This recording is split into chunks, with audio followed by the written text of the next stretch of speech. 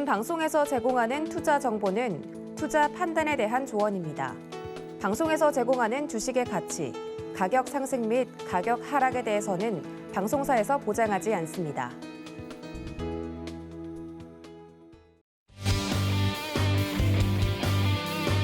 네, 주유소 강의 시간으로 돌아온 도하나입니다. 여러분들 이 시간 기억하시는 분들 많으실 것 같습니다. 기억해 두셨다가 오늘도 메모와 공부를 하시면서 2% 부족한 여러분들의 주식 지식을 좀 채워가는 그런 시간으로 활용을 해주셨으면 좋겠습니다. 오늘도 저희 서울경제TV 최고의 수석위원님 기다리고 계시다고 하니까요. 함께하고 싶으신 분들 지금 바로 채널 고정해 주시기 바랍니다. 자, 그럼 오늘은 어떤 위원님 저희가 모셨는지 함께 만나보시죠.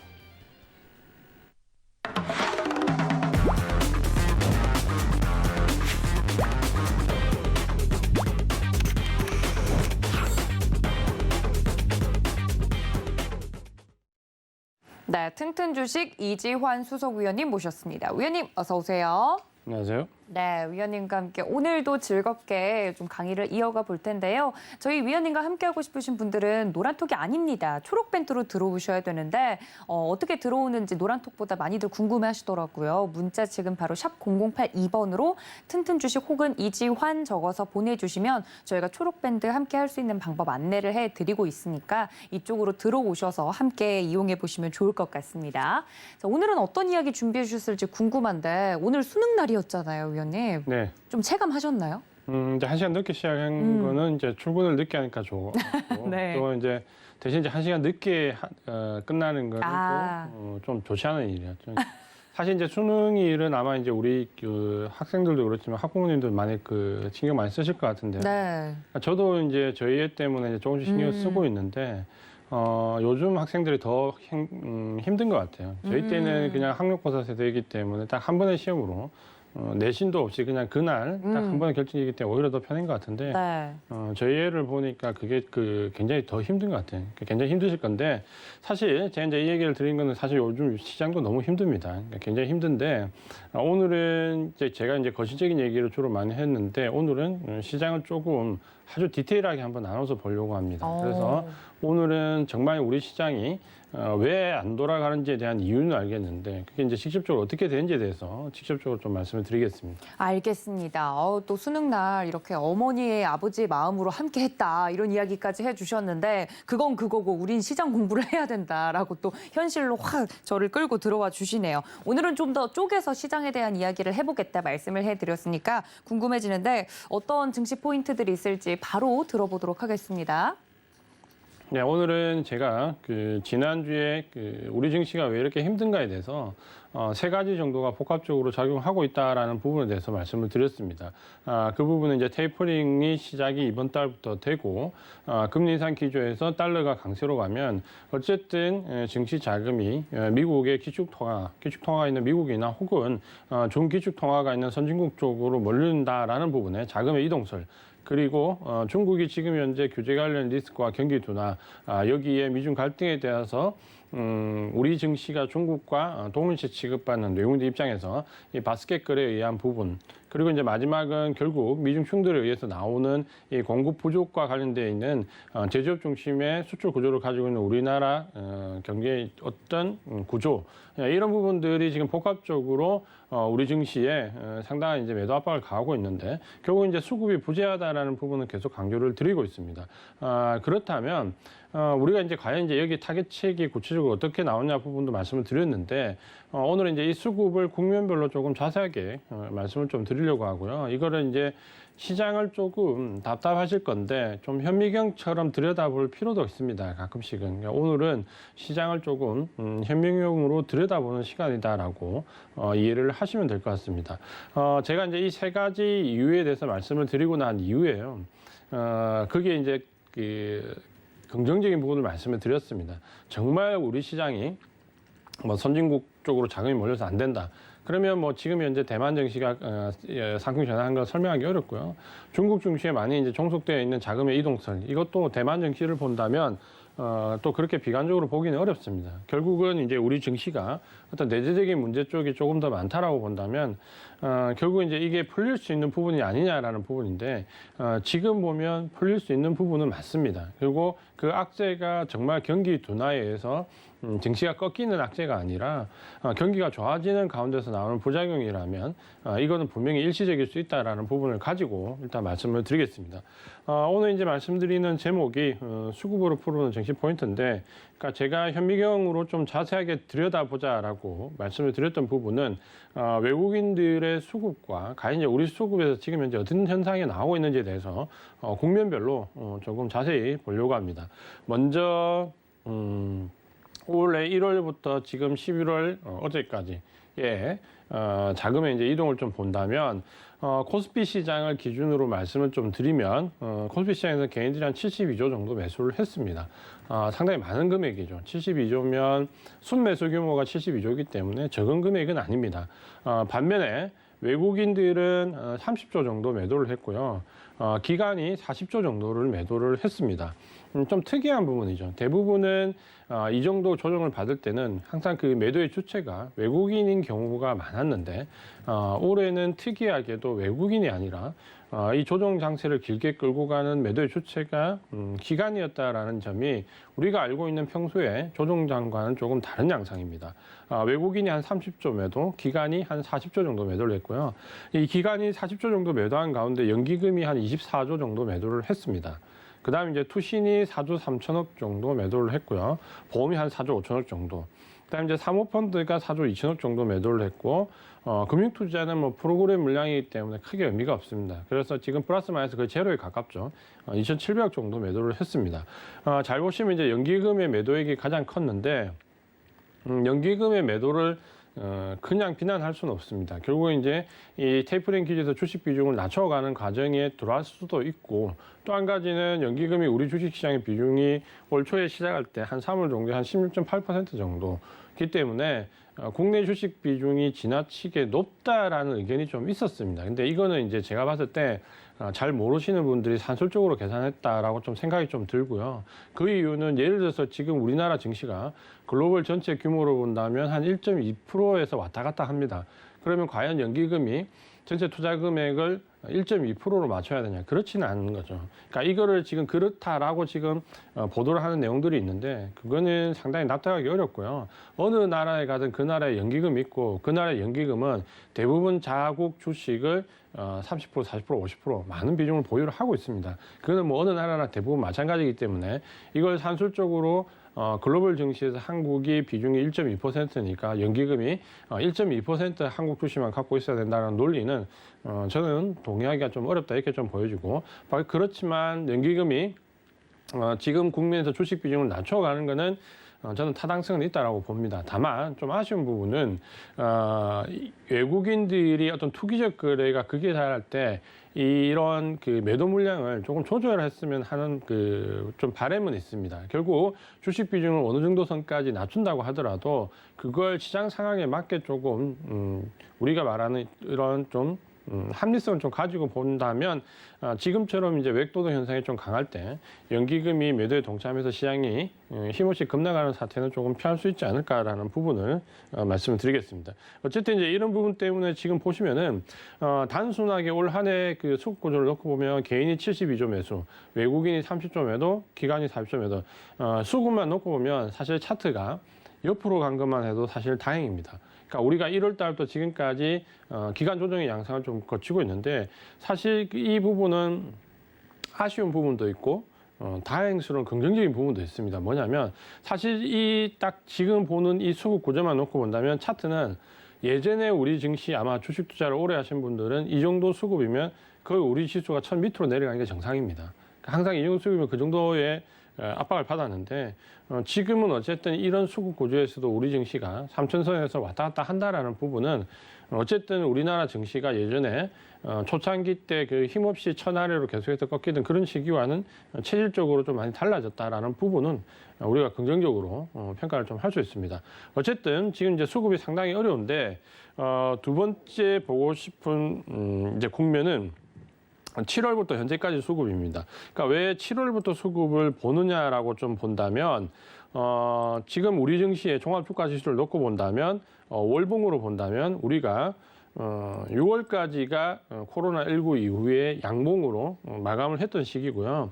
7월부터는 우리가 지금 5개월, 지금 이번 달까지 5개월 연속 음봉이 나오는 조정을 받고 있습니다. 그러니까 그전에도 상승이 좋지는 않았지만 이렇게 음봉이 5개월 연속 나오는 경우는 제가 제 기억에 한 10몇 년 만에 금융위기 때 이후로 아마 처음인 것 같습니다. 그러니까 그 정도로 지금 월봉상에서 5개월 연속 음봉이 나는 경우가 그렇게 흔하진 않는데 그 출발점이 보시면 7월 달부터 우리 시장이 음봉으로 꺾여서 조정을 받았기 때문에 수급을 7월부터 지금까지 그러면 시장이 조정받을 때 수급은 어땠냐라는 부분을 한번 보겠습니다. 7월부터 우리가 월봉상 하락으로 꺾이기 시작했던 시점부터 수급을 본다면 코스피시장 기준으로 개인은 17조 3천억 정도를 매수를 했고요. 외국인은 12조 7천억 정도 매도를 했습니다. 그럼 기관은 4조 3천억 정도 매도를 했고요. 기관이 4조 3천억 정도 매도를 했는데 그중에서 연기금이 한 5조 정도 매도를 했고 투신이 한 1천억 정도 매도를 했습니다. 보험이 1조 2천억 정도 매도했고 사모펀드가 1조 3천억 정도 매도를 했습니다. 반면에 이제 금융투자는 이때 대부분 이제 조정기에 매수를 하게 됩니다. 이게 뭐 금융투자가 좋아서 산 건 아니고요. 프로그램에 의해서 대부분 선물 매도에 따라서 프로그램 매수가 들어왔던 부분입니다. 그래서 금융투자는 프로그램 매수를 한 4조 1천억 정도 매수를 했습니다. 7월부터 우리 시장이 꺾이기 시작했는데 우리 올 한 해 전체 증시를 놓고 본다면 좀 전에 보신 것처럼 기관 매도가 많았습니다. 근데 이번에 7월부터 조정이 본격적으로 가격 조정을 받기 시작했던 구간을 본다면 단연 외국인 매도가 압도합니다. 그러면 지금 7월부터 고점상에서 지금 5개월 연속 이제 조정을 야기하는 매도의 주체는 단연 외국인이다라는 게 이제 드러나는 거죠. 그러니까 외국인이 이 구간에서 12조 7천억 정도를 매도를 했다는 거는 기간의 매도액보다 한 3배 정도 많습니다. 그러면 올 한 해 전체를 놓고 보면 외국인이 작은데 매도 물량이 기간보다 7월 우리 시장이 꺾이기 시작한 시점부터 가격 조정이 나왔던 구간에서는 이 조정을 누가 야기했다? 그러니까 외국인이 야기했다라는 게 확연히 드러납니다. 그러면 지금은 이제 외국인이 매도 주체이기 때문에 우리 시장에서 우리가 봐야 될 관점은 이제 여기에는 분명히 공매도 물량도 상당히 들어와 있을 거고요. 시장 이제 하방 압력을 노리는 파생 쪽, 선물이나 옵션 쪽, 주식 선물이나 혹은 그냥 일반 지수 선물 그리고 주식 옵션 등 그야말로 파생 상품이 총동원돼서 아마 들어왔을 거라는 예측을 좀 해볼 수 있습니다. 어쨌든 외국인들이 7월부터 가격 조정을 직접적으로 유발했다라는 부분은 그러니까 여기에 시그널은 상당히 안 좋은 시그널이죠. 그러니까 우리 시장이 전체적으로 보면 기간 매도가 많지만 가격 조정은 외국인이 유발했다라는 거는 외국인이 이제 이 정도로 나올 때는 뭡니까? 확실한 방향성을 나타낸 거죠. 결국 우리 시장에서 잘 보시면 외국인이 매수를 하거나 대량의 혹은 대량의 매도를 하면 단기간의 방향성은 확실히 나옵니다. 그러니까 그렇게 본다면 지금 외국인들이 매도했던 부분은 시장의 하락을 원하는 가격 조정을 유발하는 매도 물량이다. 그렇게 보시면 될 것 같고요. 그때부터 이제 우리 시장이 본격적으로 꺾이기 시작했다. 이렇게 보시면 될 것 같습니다. 그러니까 여기서 이제 5개월 과연 우리 시장이 대세 하락의 기간도 아닌데 어떻게 5개월 연속 조정을 받느냐라는 부분을 본다면 수급이 이제 명확해지는 거죠. 외국인이 17조 정도 매도를 하는, 12조 정도 매도를, 13조 가까이 매도를 하는데 연기금이 이때 보면 5조 정도 매도를 합니다. 결국 우리 시장의 주체는 외국인이나 연기금 둘 중에 하나는 최소한 매수로 버텨야지만 시장이 중립 이상의 포지션을 가져가는데 이때부터 이제 외국인과 연기금의 쌍끌이 매도가 유발되고 있다. 이렇게 보시면 되겠습니다. 그러면 우리 시장이 이제 5개월간 왜 조정을 받느냐는 수급적으로 본다면 명확한 거죠. 기관과 특히 연기금과 외국인이 동시다발적으로 매도를 하고 있다. 그렇게 보셔야 됩니다. 그 다음에 이제 우리가 조금 인상적으로 봐야 되는 부분이 9월 달부터 현재 수급까지입니다. 그러니까 이걸 이제 다시 7월에서 좀 디테일하게 9월까지 나누는 이유를 봐야 되는데 차트를 잠깐 보겠습니다. 왜 이제 다시 9월부터 이걸 좀 나눠야 되냐면 대차 잔고를 한번 보겠습니다. 지금 보시는 차트가 대차 코스피 지수 종합주가 지수의 대차 잔고 차트입니다. 여기 보시면 뭐 4월 달에서 5월 달 이제 그렇게 끼올랐는데 이 부분은 우리가 공매도가 5월 달부터 재개가 되었기 때문에 여기서부터 이제 본격적으로 공매도가 되기 때문에 대차 잔고가 급격히 늘어났다 보시면 됩니다.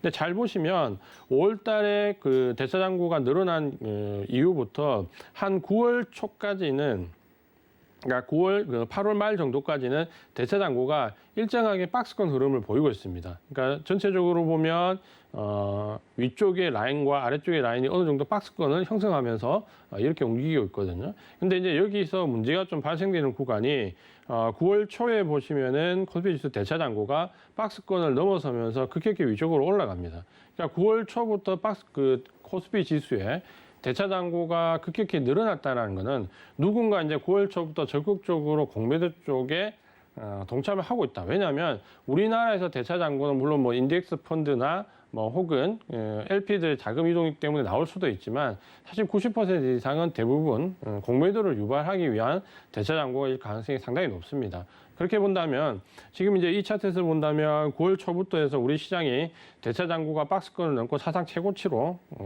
계속해서 넘어가는 모습을 보이고 있죠. 그렇다면 우리가 이제 합리적으로 유추해 볼 수 있는 것은 9월 초부터 누군가가 공매도를 집중적으로 하고 있다.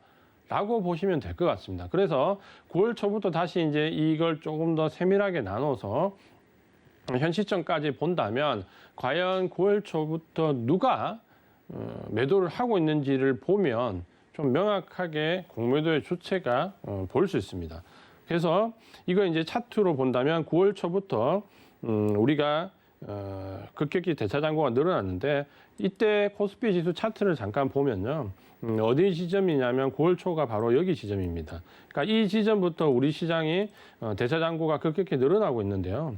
이 코스피 지수의 차트를 보면 결국 여기 9월 초부터 우리 시장은 대차 잔고가 늘어나면서 시장이 지수가 급락을 하게 됩니다. 그러니까 여기서부터 이제 우리 시장이 이제 어떻게 보면 스탠스가 이제 꼬이기 시작했다라고 보야 되는데요. 왜냐하면 대부분의 글로벌 증시들이 이 9월 초, 10월 여기 넘어오는 과정에서 거의 저점을 잡고 여기서부터 이제 10월 초까지 내려오는 과정에서 반등을 하기 시작했거든요. 근데 이제 우리는 코스피 지수를 잘 보시면 바로 여기 9월 초부터 시장이 오히려 아주 급격히 꺾여 내려오는 부분을 볼 수 있습니다. 근데 그 급격히 꺾여 내려오는 지점에서 대차 잔고가 9월 초부터 급격히 늘어났다. 이건 이제 우리가 합리적으로 의심해 볼 수 있는 부분은 결국 이제 9월 초부터 대차 잔고 공매도가 늘어나면서 결국은 우리 시장의 하방 배팅이 급격히 늘어났다라고 봐야 되고 그때부터 우리 지수는 급락을 했고 그렇다면 이 공매도가 대차 잔고가 늘어나는 9월 초부터 공매도나 뭐 선물 매도 혹은 옵션에서의 풋옵션 매수라든지 혹은 주식 선물이나 주식 옵션의 매도 가전 파생 상품들이 제가 봤을 때는 하방 쪽으로 대부분 배치가 많이 되었을 것이고 결국 우리 시장은 이 9월 초부터 우리가 쉽게 이제 얘기하는 웹도도 현상이 잦아들기 시작한 거죠. 이제 그렇게 본다면 우리 시장은 어떻게 보면 바로 이제 9월 달부터 왜곡되기 시작했다라고 보시는 게 맞을 것 같습니다. 그래서 우리 시장이 9월 달부터 왜곡됐는데요. 이 부분을 우리가 조금 이제 글로벌 증시와 같이 비교를 좀 해본다면 조금 이제 확연하게 차이가 납니다. 뭐냐면 9월 달에 그 공매도가 같이 내려오고 난 다음에 대부분 글로벌 증시 다우존스 지수를 보시면은 10월 달을 9월 중에 대부분 저점을 잡고 9월 중순 이후부터는 굉장히 큰 폭의 상승을 기록하는데요. 사실 이제 이런 흐름은 다우를 비롯해서 미국 증시뿐만 아니라 유럽 증시도 마찬가지고요. 여기서 이제 같이 밀려 내려왔던 아시아 증시권이 좀 약했는데 아시아 증시도 대만을 비롯해서 10월 달 이후에 급격히 상승 쪽으로 전환이 되면서 지금 어떻게 보면 연 저점에 머물러 있는 거는 글로벌 증시에서 거의 우리나라밖에 없다라고 보시는 게 맞을 것 같습니다. 굉장히 이제 왜곡돼 있다는 건데 그래서 이제 그렇다면 9월 달부터 과연 누가 이렇게 매도를 많이 했는지 수급을 한번 보도록 하겠습니다. 9월부터 현재까지 대차 잔고가 급격히 증가하는 파생 상품에 의한 웹도도 형성이 벌어지는 시기에 보면 이때 코스피 지수를 보면 개인이 4조 정도 매수를 했습니다.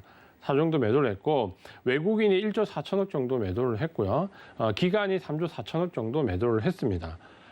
연기금이 한 3조 정도 매도를 했고요. 투신이 600억 정도 매수, 보험이 6천억 정도 매도, 뭐 사모펀드, 금융투자 등등 매매가 좀 이어졌습니다. 잘 보시면 좀 특이한 부분이 있습니다. 그러니까 우리가 7월 달에 고점에서의 조정은 분명히 외국인들이 야기를 했는데 9월 이후에 우리 시장이 많이 이제 웹도더 현상에 의해서 왜곡되기 시작한 시점에는 오히려 이제 기간 매도 물량이 더 많습니다. 이걸 뭘 의미하냐면 특히 기간 매도 물량 중에서 연기금 매도 물량이 절대 다수입니다. 절대 다수고 여기에 이제 외국인이 1조 4천 정도 매도를 했는데 이 부분을 우리가 어떻게 해석해야 되냐라고 봤을 때 단순하게 해석을 한다면 연기금이 매도를 하고 공매도를 많이 했나라고 생각할 수 있는데 그렇지는 않을 것 같고요. 다만 연기금이 이때부터 본격적으로 매도가 늘어났다. 그러니까 결국에는 이 현상을 어떻게 봐야 되냐면 11월부터 미국이 테이퍼링에 들어갈 것이다라는 부분을 염두에 두고 연기금은 그거보다 조금 앞선 시점에서부터 주식 비중을 줄여 나가기 시작하는 정책이 나왔다 이렇게 보셔야 되고요. 그거는 특히 이제 우리나라 시장에서 아마도 주식 비중을 좀 줄여야 되고 결국은 테이퍼링 이후에 미국 주식을 좀 늘려야 되는 연기금의 상황을 누군가는 이용을 했다라고 보시는 게 좀 맞을 것 같습니다. 그래서 연기금이 잘못했다라기보다는 연기금은 당연히 테이퍼링을 앞두고 국내 주식 비중을 좀 줄이고 미국 주식 비중을 늘리려는 정책을 취하는 것은 합리적인 선택이 맞습니다. 이제 그 과정에서 제가 좀 아쉬움을 표시했지만 합리적인 부분이 맞기 때문에 결국은 그 미국의 헤지 펀드가 됐든 누가 됐든 이런 상황을 적극적으로 이용하려는 움직임이 우리 시장에 들어왔다라는 거죠.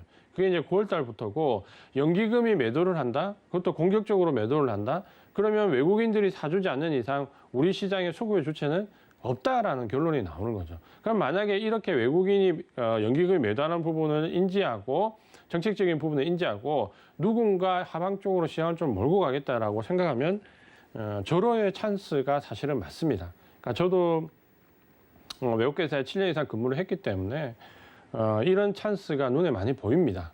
많이 보이고 그렇기 때문에 아마도 연기금이 매도 오케이. 그러면 우리만 매수하지 않으면 시장은 하방으로 얼마든지 끌고 갈 수 있다라는 논리가 분명히 나왔을 거고 그래서 9월부터 대차 잔고도 급격히 늘었을 거고 그 부분은 이제 공매도가 굉장히 확대가 됐을 거고 당연히 공매도가 확대가 된다라면 거기에 따라서 선물이나 옵션 같은 파생 상품들이 당연히 공매도가 나오는 구간에서는 같이 딸려서 내려오게 됩니다. 그러니까 이런 구조가 9월 달부터 형성되기 시작하면서 우리 시장은 이제 상당히 웹도더 현상이 이제 왜곡되기 시작한 거죠.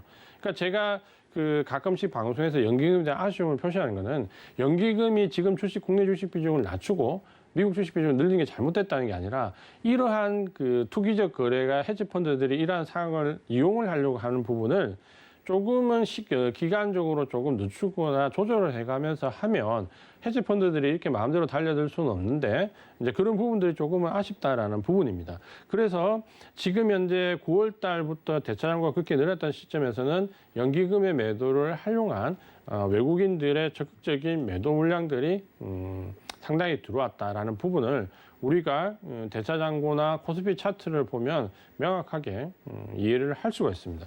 결국 이게 이제 9월 달부터 현재까지 좀 벌어졌던 상황이고요. 근데 이제 이게 한번 바닥을 확인하게 됩니다. 그게 이제 10월 7일 전후가 되는데요. 이때 이제 10월 7일 전후에 1차 바닥이 한번 나옵니다. 1차 바닥이 나오는데 이제 아쉬움은 이제 우리가 상대적으로 느끼는 이런 그 허탈감이나 굉장히 그 주식 투자하면서 느끼는 아픔이 사실은 이제 이때부터 더 크게 나옵니다. 왜냐하면 사실 10월 7일 이전에는 모든 글로벌 증시가 다 같이 하락하는 구간이었기 때문에 그냥 납득이 됩니다. 받아들일 수도 있고. 근데 이제 문제는 10월 7일 전후로 해가지고 글로벌 증시는 고점을 넘어가는 급등이 나와버렸다는 거죠. 근데 우리는 10월 7일 전후로 해서 올라갈 듯 하다가 지금 어떻습니까? 11월 달 그대로 지금 바닥권에 유일하게 남아있는 글로벌 증시에서 유일하게 남아있는 증시입니다. 제가 이제 낮에 다른 방송 우선에서 유튜브나 이런 데서 제가 말씀드릴 때 뭐라고 했냐면 과연 우리나라 증시만 이렇게 바닥권에 있을까 싶어서 제가 그 AC 테스트로 확인할 수 있는 글로벌 증시는 다 확인을 해봤습니다. 그러니까 어느 정도 확인해 봤냐면 뭐 동남아로 치면 뭐 스리랑카나 그다음에 이제 남미에 가면 뭐 과테말라 이런 국가들이 있거든요. 그런 나라들이 과연 지수가 우리보다 더 밀릴까? 깜짝 놀랍니다. 스리랑카가 고점을 돌파했습니다. 그러니까 정말 이 지수가 이 정도 내려와 있는 지수를 결국 못 찾았습니다. 그러니까 좀 찾아가지고 비슷한 그 경우를 좀 말씀드리려고 했는데 하다못해 스리랑카라든지 과테말라 어디를 찾아봐도 지수가 우리만큼 내려와 있는 국가는 없습니다. 그래서 이 10월 7일부터 이제 본격적으로 우리가 이제 상대적 박탈감을 느끼기 시작했는데 이 1차 바닥권의 특징이 있습니다. 뭐냐면 우리가 그동안 9월 달에 굉장히 크게 파생 쪽으로 내려왔던 부분이 그래도 10월 7일 1차 바닥 형성할 때 풋옵션이 많이 정리가 됐습니다. 그러니까 가격적으로 여기서 더 밀리지 않을 거라는 바닥은 형성된 거죠. 그러니까 더 내려가지는 않는데 올라가지는 못하는 상황. 이제 그게 지금 상황이라고 보시면 됩니다. 그래서 10월 7일부터 그 주가 추이를 잠깐 보면 어떠냐면 바로 이 구간입니다. 10월 7일 날 여기서 이제 1차 바닥을 형성했고 여기서 반등이 나오는 요 구간을 말하는 거죠. 근데 이제 좀 아쉬운 거는 제가 이제 좀 전에 말씀드렸던 것처럼 10월 7일 여기서 이제 우리는 반등이 좀 나오는 구간인데 대부분의 국가는 여기 10월 7일 그러니까 10월 초, 9월 말 10월 초를 기점으로 해서 아주 큰 폭의 상승이 나와버렸습니다. 그러니까 우리나라 지수와는 이제 완전히 디커플링이 나버린 거죠.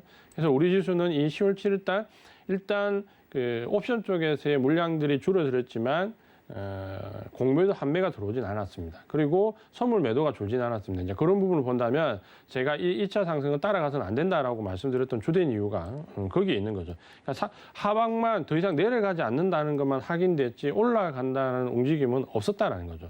그러니까 그 구간은 이제 말씀드리는 거고, 그 구간에서 수급을 보면 이때는 이제 개인이나 그 외국 물량이 조금 바뀌죠. 이때 개인이 매도 물량이 많이 줄어듭니다. 268억 정도 매도를 했고, 외국인이 이제 1조 3천억 정도 매도를 했습니다. 그러니까 여전히 이제 외국인들은 여기서 매도 구간을 좀 이어가고 있었죠. 이제 이 구간에서 기간이 10월 7일 이후 지금까지 한 9천억 정도 매수를 했습니다. 그러니까 연기금이 한 1조 정도 매도를 했고요. 그 외에 이제 투신이나 보험이나 사모펀드나 금융투자는 매도, 금융투자는 이제 프로그램 매수에 3조 6천억 정도 매수했습니다. 그러면 이걸 이제 우리가 좀 잘 해석해야 되는데 이걸 어떻게 해석해야 되냐면 10월 7일 날부터 우리 시장이 반등이 나왔고 바닥을 잡았는데 잘 보시면 매수 주체가 누구냐면 기관인데 기관 중에서 제일 밑에 보시면 금융투자입니다. 금융투자가 3조 6천억 정도 매수하면서 바닥이 났다. 자, 이거는 뭘 의미하냐면 프로그램 매수입니다. 그러니까 프로그램 매수는 뭐냐면 결국은 다시 매도로 나오는 물량들입니다.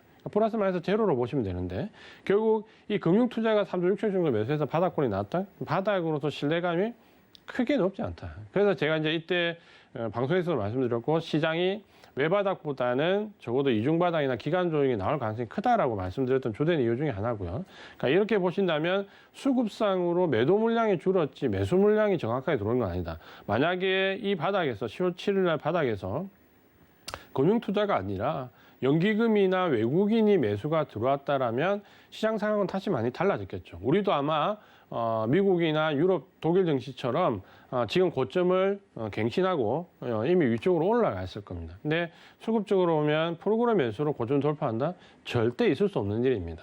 불가능한 일이고, 그러니까 결국은 다시 우리가 시장에 대밀려 내려오는 것까지는 어느 정도 감수를 하고 볼 수밖에 없는 거죠. 그러니까 이렇게 수급을 구간별로 특징적인 구간을 잘라서 잘 비교를 해보시면 시장이 왜 이렇게 움직이고 어떻게 움직일지 상당 부분 보입니다. 물론 이제 여기에 보이지 않는 자료까지 더해가지고 시스템으로 본다면 좀 더 확연하게 보이죠. 근데 어쨌든 우리가 ACTS 상으로만 이걸 좀 보더라도 구간별, 국면별로 나눌 수 있고 파생 상품에 대한 이해가 조금 있다면 시장은 사실 아주 자세하게 보이고 여기 바닥을 짚을 때 아주 공격적으로 매수에 들어가는 그런 이상한 행위는 안 할 수가 있습니다. 그래서 아쉽지만 10월 7일 반등은 지금 보시면은 어쨌든 금융투자 프로그램 매수에 의한 부분이기 때문에 다시 대밀릴 걸 각오할 수밖에 없는 구간이었습니다. 그 다음에 이제 마지막 구간인데요. 11월 11일부터 현재까지 구간을 다시 나눠서 봐야 됩니다. 이제 그거는 왜냐면 11월 11일이 우리가 보시면 이중바닥을 형성했던 구간입니다. 그러니까 이중바닥을 형성했던 구간이고 이중바닥을 형성했던 구간에서 수급이 어떻게 바뀌는지 여부를 조금 볼 필요가 있습니다. 그러니까 지금 일단은 이중바닥을 형성했던 구간은 최소한 2,900선 지지선이 그래도 제법 강하다. 그러니까 상승은 약한데 제법 밀리지 않는다라는 구간을 좀 볼 수 있고 이 구간에서는 1차 바닥 구간에서 옵션과 관련된 부분이 많이 정리가 되었다면 2차 바닥에서 관련된 부분 특징적인 부분은 공매도가 생각보다 많이 정리가 되고 있다는 부분입니다. 그러니까 지금 현재 1차 바닥, 2차 바닥을 보면 상승을 할 수 있는 그 하방 쪽의 물량들이 조금씩 정리가 된다는 거죠. 그게 순서가 있는데 그렇게 본다면 우리가 생각할 때는 하방 쪽 물량, 그러니까 우리 개인 투자가분들은 주식만 생각하기 때문에 항상 상방 쪽의 베팅만을 보지만 사실 외국인이나 펀드 입장은 하방 쪽의 베팅이나 상방 쪽의 베팅이 어느 정도 균형이 있습니다. 그러니까 결국은 내려오는 공매도라든지 선물옵션 쪽에서 하방 베팅이 정리가 되어야지만 상방 쪽으로 올라갈 수 있는 거잖아요. 그러면 우리가 그 정리되는 단계를 본다면 10월 7일 바닥일 때 옵션이 많이 정리가 됐고, 그 다음에 이번에 11월 10일 바닥 될 때 공매도가 지금 현재 상황에서 어느 정도 정리가 좀 꽤 되고 교차는 되고 있지만 정리가 좀 되는 부분들이 나오고 있습니다. 낙폭이 컸던 종목들 위주에서 공매도가 어느 정도 정리가 되고 있는 부분이 나오고 있다. 이게 특징입니다. 그래서 11월 11일 2차 바닥을 형성한 데부터 지금까지 수급을 보면 개인이 268억 정도 매도를 했습니다. 매도를 했고 외국인이 1조 3천억 정도 매도했고 요거는 제가 볼 때 조금 조정이 잘못된 것 같네요. 그래서 어쨌든 이 구간에서 그 외국인들이 매수로 좀 전환이 됐는데요. 요거는 HTS를 보면서 말씀을 좀 드리겠습니다. 이 구간에서 전반적인 그 수급 상황을 좀 보면 약간의 이제 변화가 있습니다. 그걸 좀 보시면은 11월 11일부터고요. 지금 11월 오늘 날짜까지 17일까지 해서 18일까지 해서 한번 보겠습니다. 해서 보면 조금 이제 변화가 있습니다. 어떤 변화가 있냐면 전체 투자자를 보시면은 외국인이 1조 6천억 정도 매수를 했습니다. 매수를 했고 기관이 9,200억 정도 매도를 했고요. 개인도 9,200 정도 매도를 했고 기관이 한 8천억 정도 매도를 했습니다. 그러니까 이제 큰 변화가 들어왔죠. 뭐냐면 지금까지 외국인이 크게 매수했던 구간이 올해 없는데 보시면은 지금 2차 바닥을 형성했던 구간부터는 외국인이 한 1조 6천억 정도 매수, 개인이 9천억 정도 매도, 그다음 기간이 8천억 정도 매도하면서 전반적으로 수급 구조가 외국인 매수 쪽으로 확 바뀌었던 부분을 알 수 있습니다. 또 한 가지 특징은 연기금의 매도인데 연기금이 이전에 대량의 매도했던 구간에서 비교하면 매도 금액이 2천억 정도로 상당히 줄었습니다. 그러니까 이게 이제 뭘 의미하냐면 외국인들이 매수를 좀 전환됐는데 이게 만약에 사전에 1차 바닥권에서 공매도 판매가 일부 이루어졌으면 이걸 상승 쪽 매집으로 바로 다 넣어도 되겠죠. 근데 조금 아쉽지만 지금 보시면은 여기는 상당한 부분 공매도 한매가 많이 들어와 있다. 이렇게 좀 보셔야 될 것 같습니다. 그러니까 결국에는 지금 현재 공매도 한매가 들어와 있다라는 부분이 우리 시장에서는 바닥에 대한 확인 과정은 들어와 있지만 이게 지금 바로 상방으로 크게 전환되기에는 조금 무리가 있다. 그러니까 시장이 계속해서 공매도 그 선물 매도 압박을 받으면서 왔다 갔다 하는 모습을 좀 보여주고 있습니다. 그래서 11월 11일부터 그러면 지금 오늘 18일까지 외국인들이 금액적으로 가장 많이 매수했던 종목들의 면면을 좀 보면 1위가 SK 상위순으로 보겠습니다. 보시면은 SK 하이닉스 금액적으로 보시면 한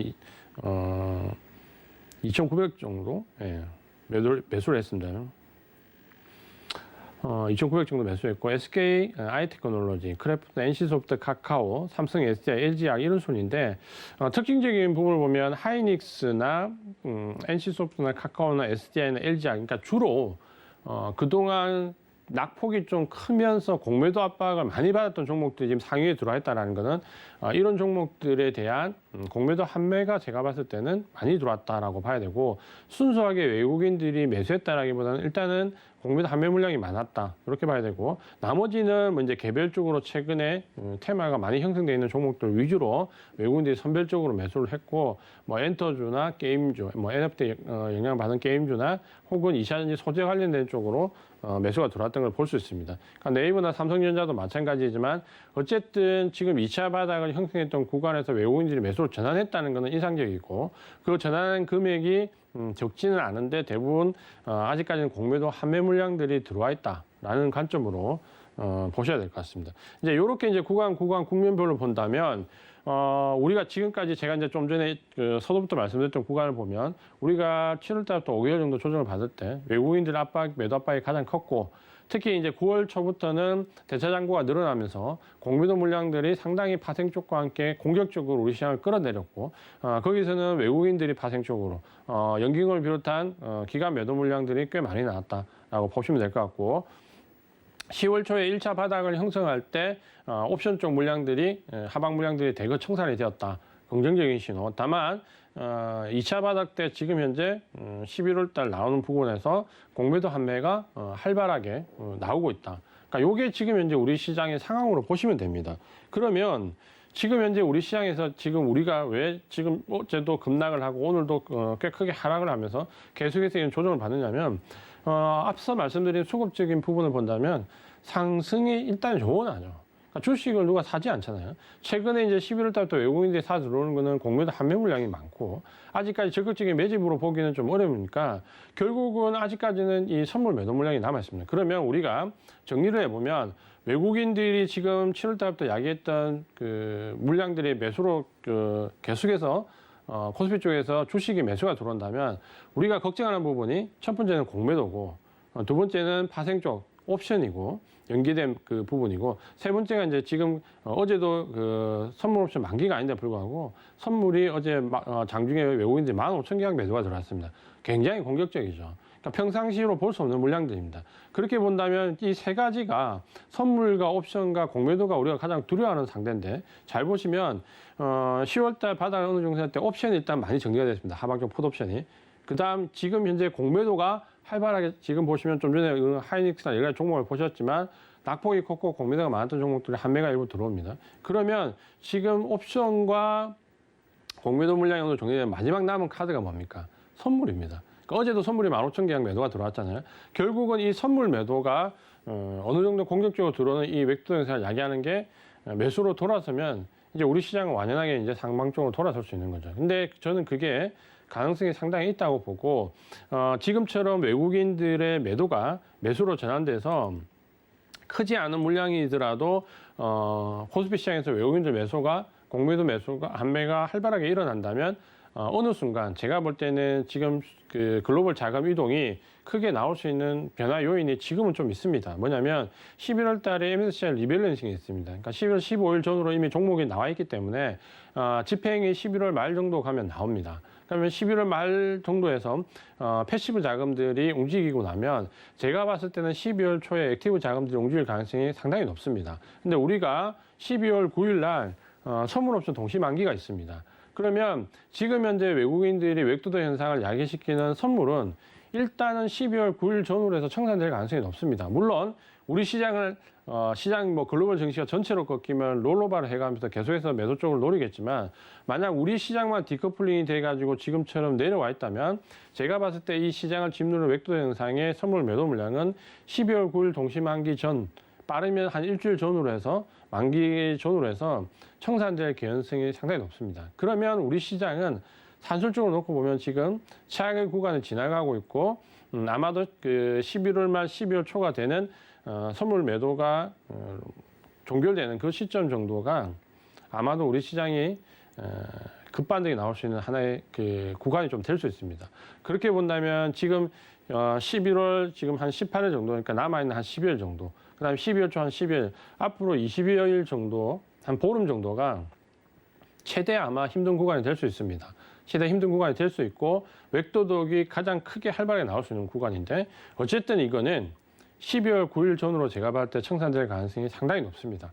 그러니까 그때까지 잘 견뎌야 된다라는 부분을 말씀을 좀 드리고 싶고, 여기서 이제 더 눌러져서 매집이 되겠죠. 그러니까 선물 매도로 누른다라는 것은 결국은 공매도 한매를 좀 더 유리한 방향, 낮은 가격에서 하겠다는 거고, 그럼 어차피 선물을 눌려서 공매도 한매를 좀 유리한 낮은 가격에서 하겠다라면 매집도 낮은 가격에 들어옵니다. 이걸 거꾸로 얘기하면 많이 누르는 종목이 지금 주도주일 가능성이 높다라는 거죠. 그러니까 그거는 우리가 작년에 한 해 동안 IT 종목에서 많이 경험해 봤습니다. 항상 조정받을 때 막판에 훨씬 크게 떨어집니다. 삼성전자가 3%, 4% 떨어져, 더 크게 떨어지고, 그때 이제 더 이상 보유하기 힘든다는 생각할 때 결국 상승 턴하면 IT 종목이 가장 크게 올라가죠. 물론 올해는 그게 주도주는 아니지만, 마찬가지로 지금 한 보름여간 선물 매도로 눌릴 때 프로그램 매도에 더 눌린다? 그 종목이 주도주일 가능성이 상당히 높습니다. 물론 제가 말씀드린 거는 테마주는 별개입니다. 그건 그냥 눌려지는 것이 아니라 그냥 하락인 거죠. 그러니까 눌려지는 종목들 위주로 보시면 이제 그렇게 될 가능성이 상당히 높다라고 보시면 됩니다. 그러니까 지금 우리 증시가 왜 이렇게 조정을 받았는지와 조정 일정이 어느 정도 마무리될 수 있는 시기적인 부분을 오늘은 조금 자세하게 말씀을 드렸습니다. 그러니까 이유는 제가 이제 거시적인 부분을 지난주에 말씀을 드렸고 우리가 현실적인 주식 수급상의 관계와 정시 일정을 보면 우리 시장이 이제 바닥 탈출할 시기는 제가 봤을 때 그 정도 시기가 아닐까라고 볼 수 있습니다. 그렇다면 과연 이제 투자 전략을 어떻게 세울 것이냐라는 부분을 본다면 가장 큰 부분은 지금 견뎌야 될 종목은 견디고 그다음 이제 그 시장이 바닥권이라면 활발하게 바꿔야 될 종목은 바꿔야 됩니다. 그러니까 견딜 거와 몰아갈 종목을 확실하게 결정을 해야 됩니다. 지금은.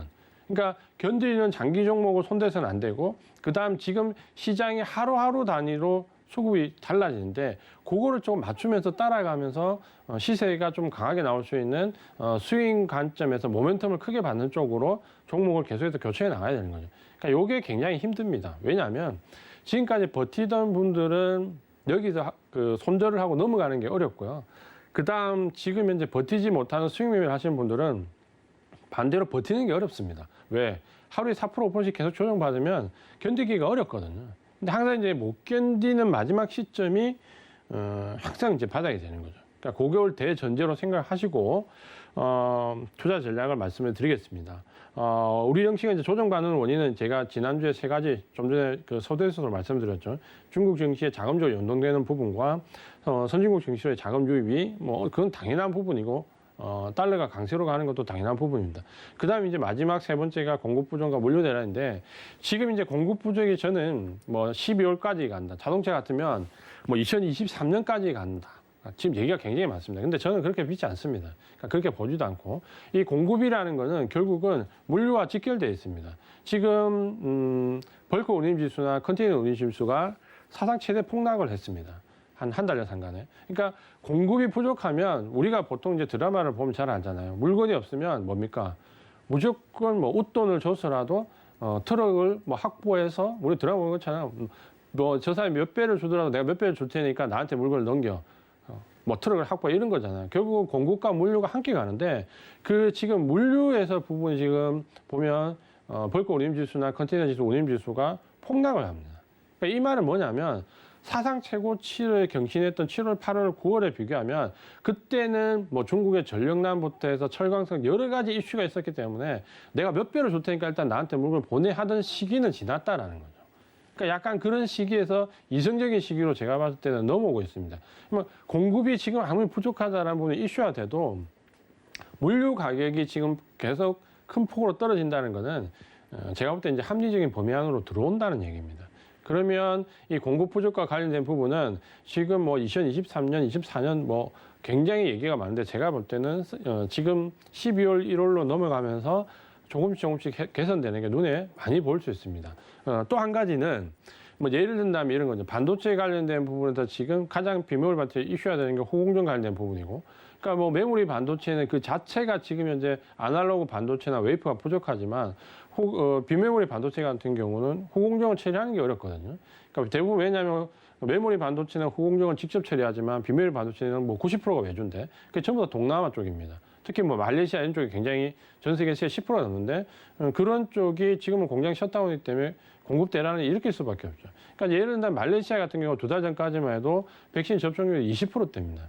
지금 11월 달 말레이시아 접종률이 70%가 넘습니다. 완치율이. 그러니까 2차 접종까지 끝낸 율이 완료율이 70% 넘습니다. 그러니까 그 말은 뭐냐면 서서히 이제 정상적인 패턴으로 돌아간다는 거죠. 그리고 제가 보는 가장 결정적인 부분, 게임 체인저는 저는 코로나19 치료제로 봅니다. 그러니까 이건 백신과는 완전 다른 문제입니다. 그러니까 백신은 어느 정도 우리가 정상화를 할 수 있는 계기가 된다면 이 코로나19 그 경구용 치료제는 우리가 예전에 타미플루처럼 완전히 일상을 정상화로 대체할 수 있는 그 획기적인 방안이 됩니다. 그게 지금 오늘 그러니까 우리 시간으로 어제 새벽이죠. 오늘 새벽이죠. 미국 시간 저녁으로. 오늘 새벽에 화이자가 FDA에 승인이 들어갔습니다. 승인이 들어갔고 MSD는 지금 이제 FDA에서 심사를 하고 있고 그 MSD 경구치료제와 화이자 경구용 치료제가 지금 둘 다 상당한 그 큰 메리트가 있는데 가장 또 방기해야 될 부분은 전 세계 한 100여 개국에 무료로 복제약을 허용을 했습니다. 그러니까 뭐 우리 같은 좀 잘 사는 나라들 제외하고 못 사는 나라들은 복제약을 허용하는데 이게 이제 무슨 말이냐면 우리가 지금 경구용 치료제를 한 사람이 치료받기 위해 한 80만 원 내외 정도 비용이 듭니다. 근데 이거를 예를 든다면 후진국에 있는 사람들은 한 몇만 원 정도면 맞을 수 있다. 그러니까 경구용 치료제를 먹을 수 있습니다. 그러니까 그걸 복제약을 허용한다는 건데 그 이유가 있죠. 그러니까 필요에 의해서 허용하는 겁니다. 그러니까 백신과 치료제는 사실 사이즈가 완전히 다릅니다. 그러니까 백신 같은 경우는 우리 인류가 예를 들어서 60억이다. 60억 다 맞아야 됩니다. 근데 지금 치료제는 그 코로나19에 확진을 받는 사람, 코로나 그 치료제가 환자 수는 90% 정도가 무증상입니다. 그러니까 그 중에서 들어가면 치료제를 진짜 먹는 사람 많지 않거든요. 그러니까 이게 경제적 파급효과가 크지 않기 때문에 선심 쓰듯이 무료약, 복제약을 허용해 주는 거죠. 백신은 해주지 않지만. 그러니까 그런 부분을 본다면 후진국 쪽에서 이 치료제가 나왔을 때 백신보다는 훨씬 빠르게 경제가 정상화될 가능성이 높다라는 부분에서 공급 부족 문제는 제가 봤을 때 해결될 가능성이 상당히 크다라고 보여집니다. 그러면서 이제 우리가 생각해야 될 전략은 딱 한 가지입니다. 그러니까 결국 뭐 지금 이제 뭐 금리 인상 관련된 부분, 테이퍼링 관련된 부분, 위드 코로나 관련된 여러 가지가 있는데 우리 증시가 왜 이렇게 힘들게 여기까지 왔냐라는 거 보면 그 힘든 부분이 해소되는 섹터가 우리 시장이 좋아졌을 때 가장 많이 치고 나갈 수 있는 섹터입니다. 그러니까 지금은 가치주냐, 성장주냐, 위드 코로나냐, 뭐 비대면이냐 이런 걸 따지기보다는 지금 현재 우리 증시가 이렇게 불합리하게 왜곡됐을 때 가장 피해가 컸던 섹터가 어디냐를 본다면 공급 부족 섹터입니다. 이건 명확하게 나오고 우리가 대만 증시하고 차별화돼서 지금 올라가지 못하는 이유를 여기서 찾아야 된다는 거죠. 그렇게 본다면 결국은 지금 어떠한 것보다도 결국은 공급 부족 섹터에서 주가 반등이 가장 크게 나올 가능성이 높다는 거고, 그럼 공급 부족 섹터는 다 알고 계십니다. 반도체라든지, 반도체에서 비롯된 뭐 자동차라든지, 그리고 동남아나 남미 쪽에 외주를 많이 주고 OEM 쪽을 많이 주고 있는 일부 소비재들. 그러니까 그런 쪽이 지금은 증시가 가장 강할 수 있습니다. 그러니까 지금은 시장의 수급이 정상적이지 않기 때문에 테마주 위주로만 지금 계속해서 이 세 섹터만 돌아가지만 결국 시장이 이제 외국인 수급을 바탕으로 해가지고 12월 초에 바뀌기 시작하면 아마도 이 공급 부족 섹터들이 가장 크게 반등이 나올 가능성이 높다. 이쪽에 집중적으로 관심을 가지고 지금부터 한 보름 남짓한 기간 동안 포트를 유지를 하고 채워보시는 게 중요하다라고 말씀을 드리겠습니다. 네, 관련돼서 굉장히 자세한 이야기를 풀어주셨는데 여러분들 투자에 좀 도움이 되셨기를 바랍니다. 관련돼서 마지막으로 강의를 마무리하기 전에 해주고 싶은 말씀 있으실까요, 위원님? 시장이 굉장히 어렵습니다. 굉장히 어렵고 이런 구간들이 아마도 이제 마지막 한 보름 남짓한 기간 동안 더 어려울 겁니다. 제가 볼 땐 더 어려울 거고, 왜냐하면 여기서 얼마만큼 선물로 누르고 싸게 매집하냐라는 관점으로 본다면 가격을 더 누르고 더 뺄 거겠죠. 굉장히 어려운 구간이 될 수 있는데 시장이 아무리 어렵더라도 주식을 도박같이 해서는 안 됩니다. 그러니까 여기서 어렵다고 도박 같은 투자를 하면 결국은 여기를 면피할 수 있을지 몰라도 내 계좌는 결국은 없어집니다. 그러니까 지금 힘들더라도 정석을 잘 찾아가시고 지금 이 보름 남짓한 기간 동안 걱정을 할 게 아니라 내 포트를 얼마만큼 그 이후의 상승에 맞게 맞추느냐, 그게 가장 중요하다라고 말씀을 드리겠습니다. 네, 더 어려워진다는 이야기를 해주시니까 저도 마음이 철렁했는데 위원님이 해주신 말씀 잘 기억해 두고 대응해 보도록 하겠습니다. 더불어서 12월이면 시크릿 강연회를 좀 준비하고 있다 이런 이야기들이 나오고 있어서 제가 계속 공지를 좀 드리고 있거든요. 딱 보니까 네. 시점이 12월 4일인데 그러니까요. 그때가 그 제가 말씀드렸던 중요한 구간의 마지막 기간 정도 되거든요. 12월 9일 옵션 만기를 앞두고 그때 오시면 제가 이것보다 좀 더 현실적인 전략과 종목을 말씀을 좀 드리겠습니다. 네, 정말 12월 4일이 또 공교롭게도 딱 처음 시크릿 강연회가 시작되는 날인데 그때 좀 더 자세한 이야기를 해드리겠다 이런 이야기를 또 해드렸습니다. 여러분들 참석을 좀 해주셔야 될 것 같은데 노란톡 서울경제TV 시크릿 강연회 검색하면 들어오실 수 있고요. 더불어서 그때 참여를 해주시면 또 특별한 선물이 있다고 하는데 무료 체험권을 좀 드리겠다 뭐 이런 이야기가 들려오고 있습니다. 맞습니까, 위원님? 저 처음 들어봤는데. 저희 제작진이 깜짝으로 또 준비를 하고 있는 게 함께 하시는 분들에 한해서는 무료 체험권을 드리겠다. 이런 이야기가 제 귓가에서 지금 들려오고 있거든요. 오시는 분들은 정말 뭐 오셔서 이런 이야기를 듣는 것뿐만 아니라 저희 위원님들의 이런 가족방에서 함께 할 수 있는 그런 체험권을 드린다고 하니 12월 좋은 4일. 것 같습니다. 네, 여러분들 기념식이. 기억해 두셨다가 꼭 좀 오셔서 선물도 받아가시고 대응법도 좀 받아가시고 하는 연말에 굉장히 따뜻한 선물을 다 안겨드리는 시크릿 강연회가 되도록 지금 계획을 하고 있다고 하니까요. 여러분들 많은 참여 부탁드리도록 하겠습니다. 그리고 초록밴드 함께 들어오고 싶으신 분들도 지금 바로 샵 0082번으로 이지환 적어서 보내주시면 함께 할 수 있는 방법 안내를 해드리도록 하겠습니다. 또 본 방송에서 제공해 드린 정보는 투자 판단에 대한 조언일 뿐 해당 주식의 가치나 수익률을 보장하고 있지 않다는 점까지 알려드리면서요. 저는 수석 위원님과 함께 여기서 인사드리겠습니다. 시청해주신 여러분 고맙습니다.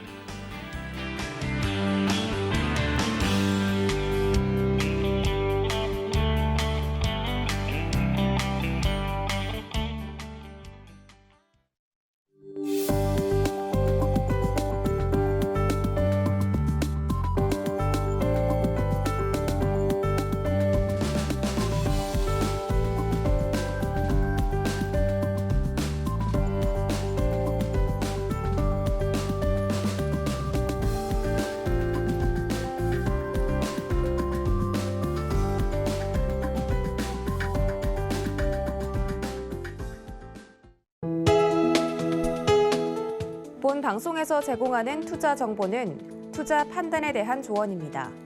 방송에서 제공하는 주식의 가치, 가격 상승 및 가격 하락에 대해서는 방송사에서 보장하지 않습니다.